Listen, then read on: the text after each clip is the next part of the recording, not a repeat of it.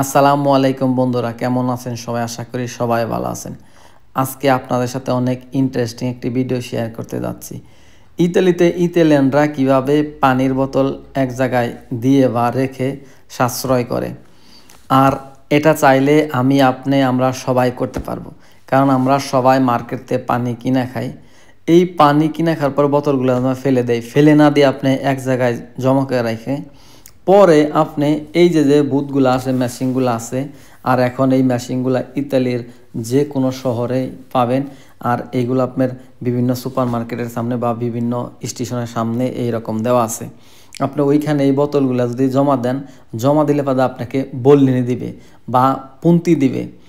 ওই পুন্তি দিয়ে আপনি বিভিন্ন কাউন্টারতে টিকিট কাটতে পারবেন, ইভেন আপনি সুপার মার্কেটে বাজারও করতে পারবেন। আর এই অ্যাপস বা এইটার অ্যাকাউন্ট করার জন্য আপনার এত আহামরি কোনো ঝামেলা করা লাগবে না। আপনি চাইলে যেইখানে বুথটা বসিয়ে রাখছে ওইখান থেকে আপনি কার্ড বানিয়ে নিতে পারবেন। আর তা না হলে আপনি মোবাইলে অ্যাপস ডাউনলোড করে নিতে পারবেন।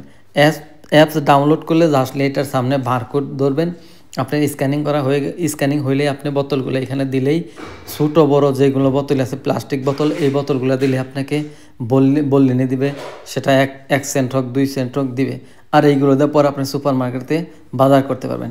আর এখন ইতালিতে প্রতিটা ইতালিয়ানই এইগুলো করতেছে।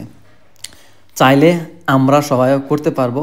ইতালিয়ানরা যেভাবে সাশ্রয় করে আমরাও করতে পারবো, কারণ পানি কম আর বেশি সবাই কিনে খায়। কারণ সবারই বাসায় পোলাপান আছে, বিশেষ করে পোলাপান থাকলে তো এমনি বাহিরের পানি বা রবীন্দ্র পানি খাওয়ানো যায় না, মার্কেটের পানি কিনে খেতে হয়।